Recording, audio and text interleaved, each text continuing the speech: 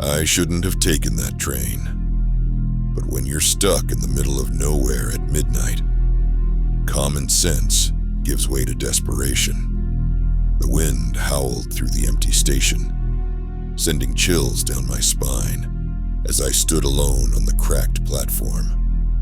The only light was a flickering bulb overhead, casting long, twisted shadows that danced on the concrete.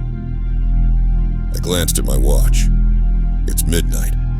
There hadn't been a train for hours, and the timetable on the wall was long since worn and unreadable.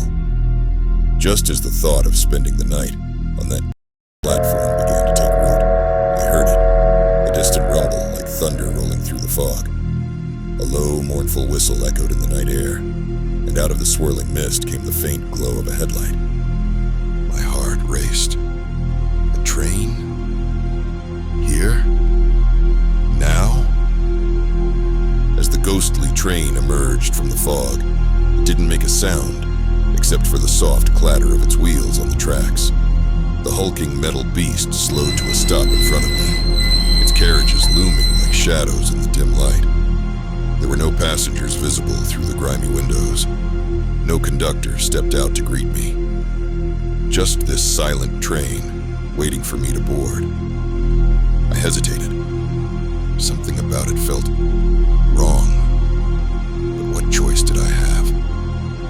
The cold wind bit into my skin, and the idea of spending the night alone in the middle of nowhere was too much. So I stepped inside. The door hissed shut behind me, sealing me in. The interior was dimly lit by weak, flickering overhead lights. Dust swirled in the air, and the seats, once upholstered in fine velvet, were faded, torn, and covered in a thin layer of grime. The silence was overwhelming, save for the faint hum of the train as it began to move again. I took a seat near the window and glanced outside. The fog was so thick, it was like the world outside had vanished, replaced by a swirling white void.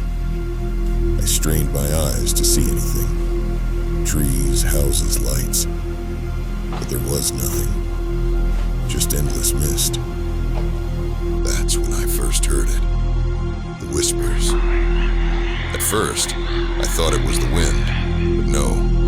It was too clear, too deliberate.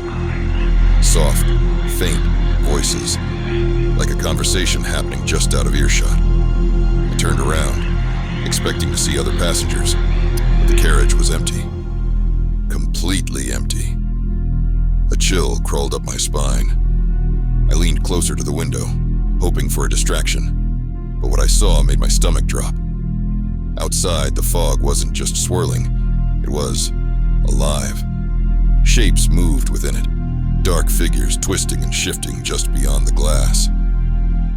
My breath fogged up the window as I stared, heart pounding, trying to make sense of what I was seeing.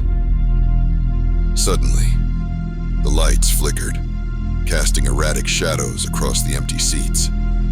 The whispers grew louder, more insistent. They seemed to be coming from the very walls of the train, filling the narrow space with a creeping dread. I stood up, unable to sit still any longer.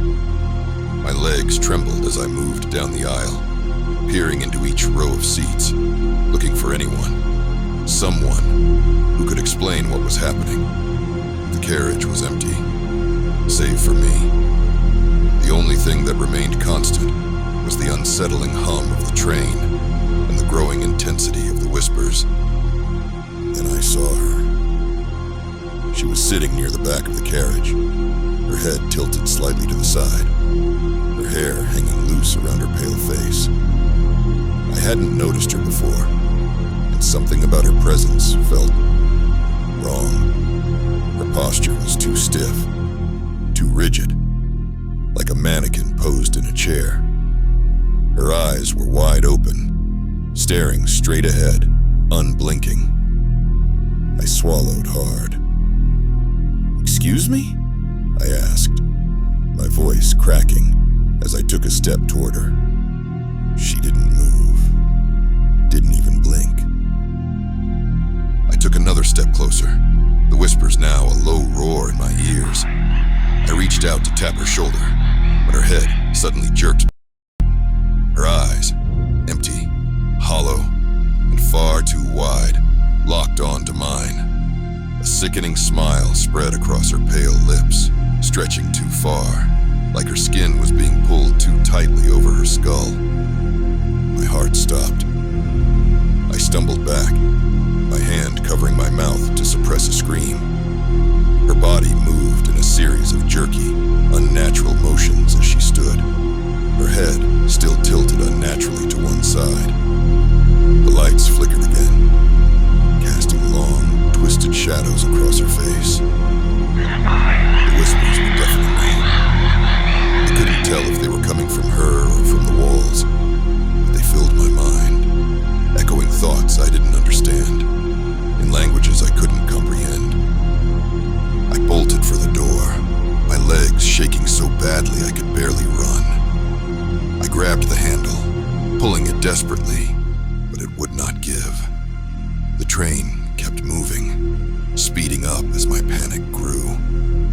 I could feel her presence behind me, creeping closer with every passing second. I banged on the door, praying for it to open, but it stayed locked. My breath came in ragged gasps as I glanced back over my shoulder. She was only a few feet away now, her twisted grin still plastered on her face, her eyes locked onto mine. "Let me out," I screamed, pounding on the door. The train's whistle blew, loud and long, as if mocking my desperation. The whispers reached a fever pitch, filling every corner of my mind, until I couldn't think, couldn't breathe. The lights flickered one last time, plunging the carriage into darkness, and then silence. I don't know how long I stood there, my back pressed against the door, trembling in the dark. When the lights finally flickered back on, the carriage was empty. The woman was gone. The whispers were gone. But the train kept moving, barreling through the endless fog,